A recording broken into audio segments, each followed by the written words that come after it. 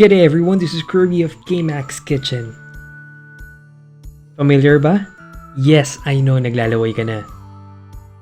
Today we'll do a fast food remake of the famous ultimate burger steak. Ready ka na? Tara, luto tayo!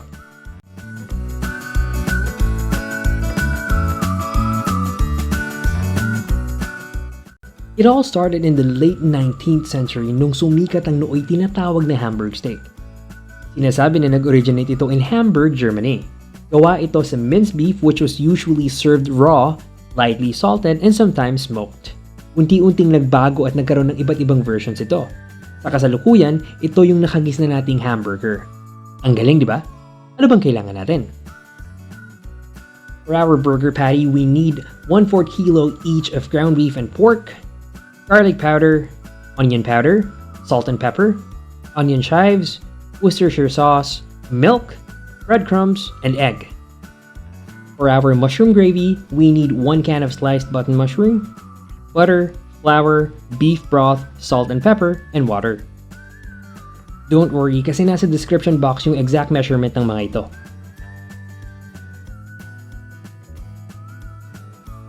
Alright, so in this recipe, we'll use 50% ground beef and 50% ground pork. This is to make our burger patty juicier, but you can use 100% ground beef if you prefer. Alright, so lagay lang natin sa bowl yung ground meat.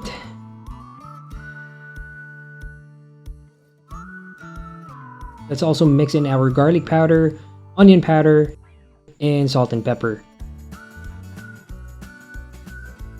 Naglagay din ako ng onion chives for added flavor. Lastly, yung ating Worcestershire sauce. Mix lang natin using a spoon, making sure na well combined lahat ng ingredients.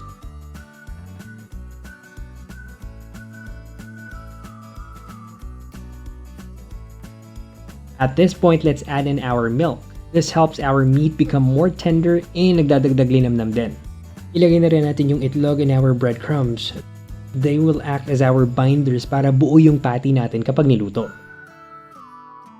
Some would use flour pero mas preferred ko yung breadcrumbs because it really gives it volume. Alright, we just have to mix it all together. Make sure lang na hindi buo-buo yung breadcrumbs and well mix ito sa meat natin. We're looking for this consistency. Hindi siya dry and hindi rin naman mushy, just perfect.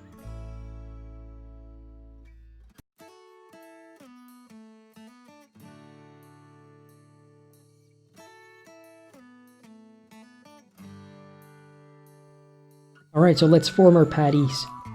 Kuha lang tayo ng around 2 tablespoons ng mixture natin.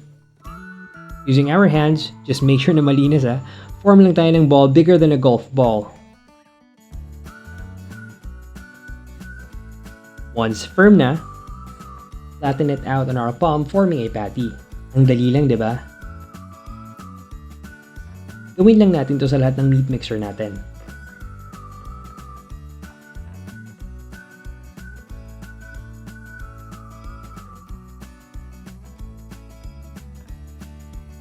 In this recipe, makaka-create tayo ng 7 to 8 patties, but it may vary depending on the size and the thickness.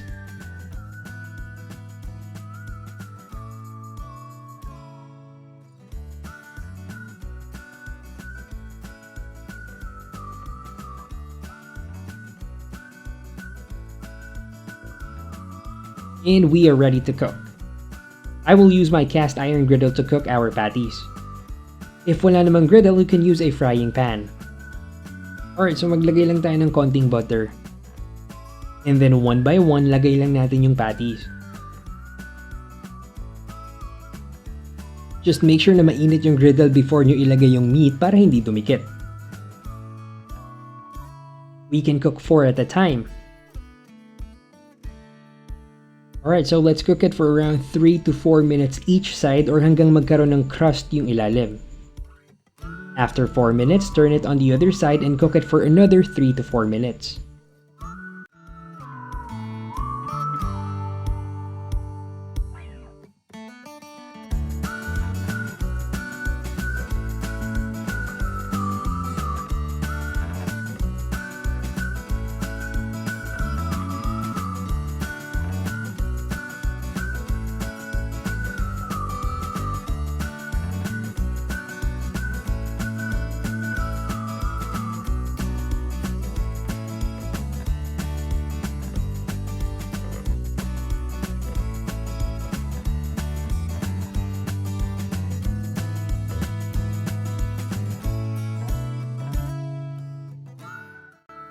Once cooked, fish it out and set it aside.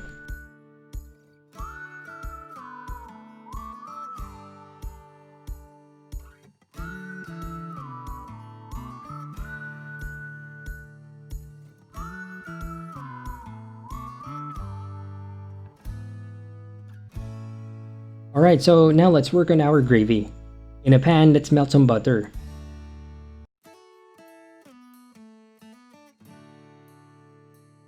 Once melted, add on our mushrooms and saute it for around 4 to 5 minutes. Remember na luto naman na yung mushroom natin, so saglit lang to.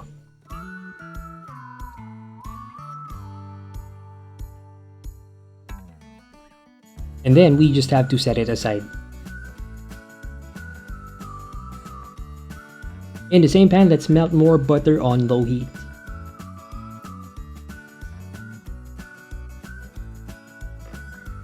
Once melted, add tayo ng flour. Let's do it gradually para makuha natin yung tamang consistency. Make sure to mix it continuously para hindi masunog.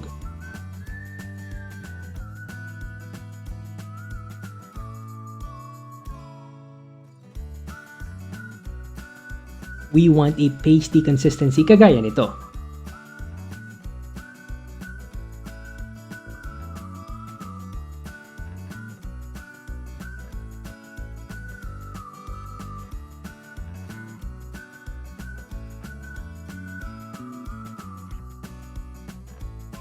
Alright, so at this point, let's add a bit of our beef broth.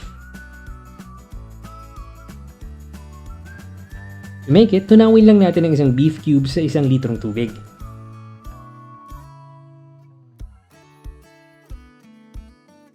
You can use all the beef broth, pero ako, I prefer to use water then season it para di masyadong maalat.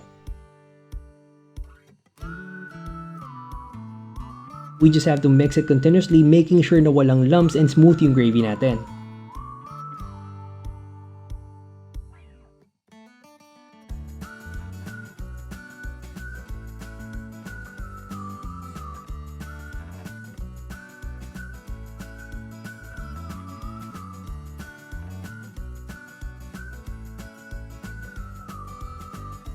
Add a bit of soy sauce for color and mix it again.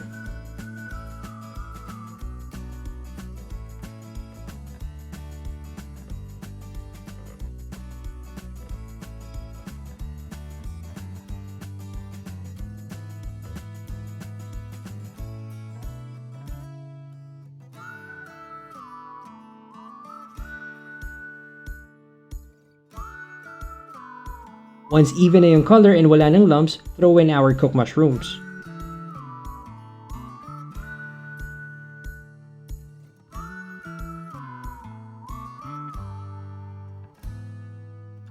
Season it with pepper.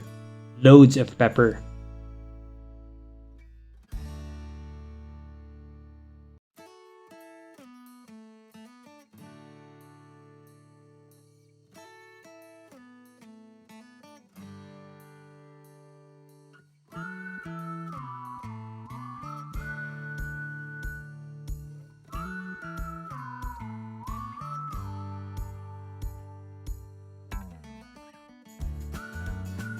And we are done with our mushroom gravy. Set aside lang natin. Alright, so plate na natin. To get the famous ultimate burger steak feel, syempre dapat merong kanin and fries.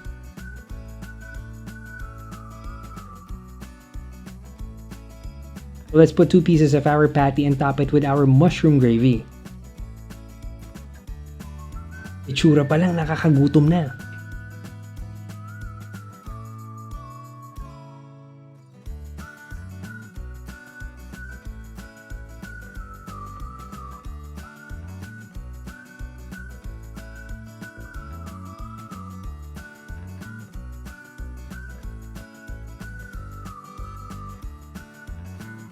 Syempre hindi kumpleto ang meal kung walang fried egg on top.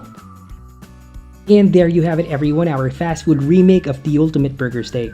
I-serve mo na to sa family mo. Thanks for watching everyone, and if you like this video, please don't forget to give it a thumbs up. Subscribe ka na rin and hit the notification bell para updated ka sa mga future recipes na i-share ko. And share mo na rin to sa mga friends and family members mong mahilig kumain at magluto. And also don't forget to follow kmacs Kitchen on Facebook and Instagram. And if you have any questions or any suggested dish na gusto nyo lutuin ko, please comment down below. Malay mo, next episode natin yun na yung lutuin ko. Again, this is Kirby of kmacs Kitchen. Tara, kain tayo!